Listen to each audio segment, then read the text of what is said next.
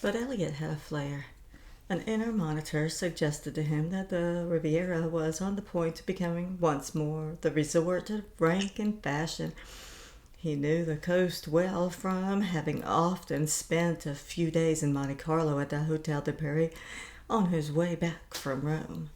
Whether his duties at the papal court had called him, or the canis in the villa of one or the other of his friends, but that was in the winter, and of late rumors have reached him that it was beginning to be well spoken of as a summer resort.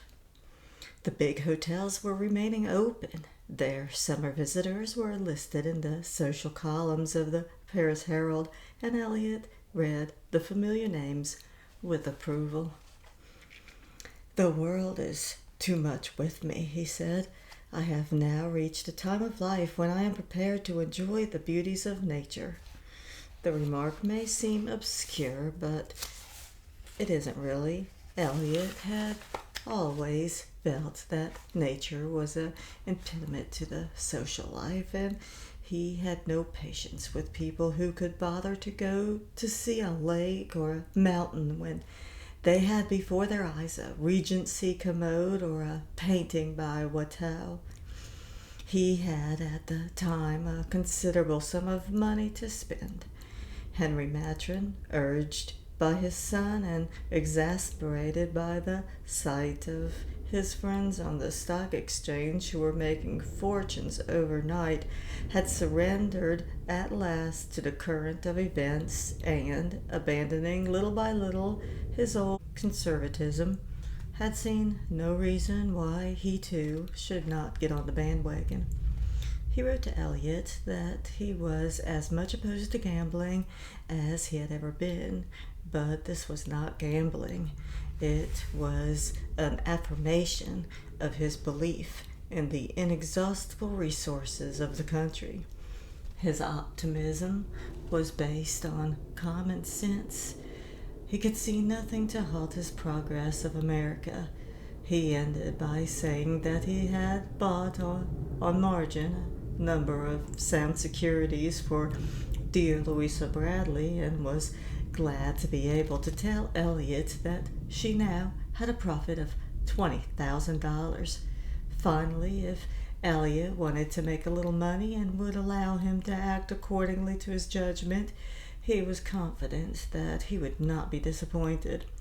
Elliot, apt to use hackneyed quotations, remarked that he could resist anything but temptation. The consequence of which was that, from then on, instead of turning to the social intelligence that he had done for many years when the Herald was brought to him with his breakfast, he gave his first attention to the reports of the stock market. So successful were Henry Matron's transactions on his behalf that now Elliot found himself with the tidy sum of $50,000, which he had done nothing to earn. He decided to take his profit and buy a house on the Riviera. As a refuge from the world, he chose Antibes, which held a strategic position between Cannes and Monte Carlo, so that it could be conveniently reached from either. But whether it was the hand of Providence or his own sure instinct that led him to choose a spot that was soon to become the center of fashion, it is impossible to say. To live in a villa with a garden had a suburban vulgarity that revolted his fastidious taste.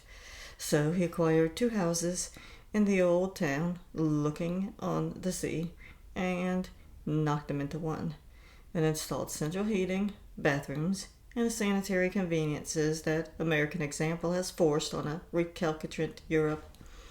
Pickling was all the rage just then, so he furnished the house with old provincial furniture, duly pickled, and surrendering discreetly to modernity with modern fabrics. He was still unwilling to accept such painters as Picasso and Baroque. Horace, my dear fellow, Horace, whom misguided enthusiasts were making such a fuss about, but felt himself at long last justified in extending his patronage to the Impressionists, and so adorned his walls with some very pretty pictures. I remember a Monet of people rowing on a river, a Pizarro of a quay and a bridge on the Seine, a Tahitian landscape by Gauguin, and a charming Renoir of a young girl in profile with long yellow hair hanging down her back. His house, when finished, was fresh and gay, unusual and simple, with that simplicity that you knew could only have been achieved at great expense. Then began the most splendid period of Eliot's life. He brought his excellent chef down from Paris, and it was soon acknowledged that he had the best cuisine on the Riviera. He dressed his butler and his footmen in white with gold straps on their shoulders. He entertained with a magnificence that never overstepped the bounds of good taste.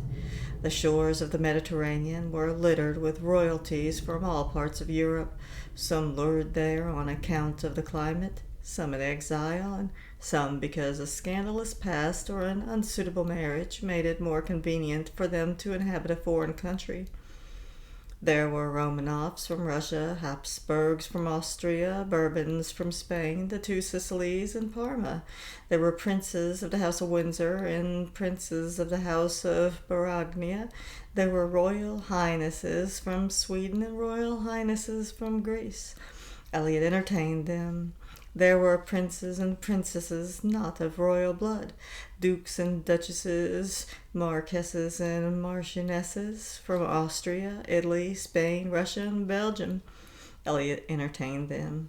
In winter, the King of Sweden and the King of Denmark made sojourns on the coast. Now and then Alfonso of Spain paid a hurried visit. Eliot entertained them. I never ceased to admire the way in which, while he bowed with courtly grace to those exalted personages, he managed to maintain the independent demeanor of the citizen of a country where all men are said to be born equal. I had then, after some years of travel, bought a house on Cap Ferrat, and thus saw a good deal of Eliot. I had risen so high in his good graces that sometimes he invited me to his very grandest parties. "Come as a favor to me, my dear fellow," he would say.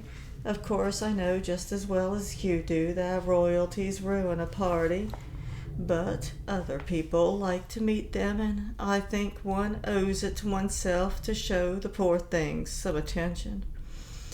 Though heaven knows they don't deserve it. They're the most ungrateful people in the world. They'll use you, and when they have no further use of you, they'll cast you aside like a frayed shirt. They'll accept innumerable favors from you, but there's not one of them who'd cross the road to do a smaller thing for you in return." Eliot had taken the pains to get on good terms with the local authorities and the prefect of the district and the bishop of the diocese. Accompanied by his vicar general, often graced his table. The bishop had been a cavalry officer before entering the church, and in the war had commanded a great regiment. He was a rubicund, stoutish man who affected the rough-and-ready language of the barracks, and his austere, cadaverous vicar general was always on pins and needles lest he should say something scandalous. He listened with a depreciation smile when his superior told his favorite stories. But the bishop conducted his diocese with a remarkable competence, and his eloquence in the pulpit was no less moving than his sallies at the luncheon table were amusing. He approved of Eliot for his pious generosity to the church, and liked him for his amiability and the good food he provided, and the two became good friends.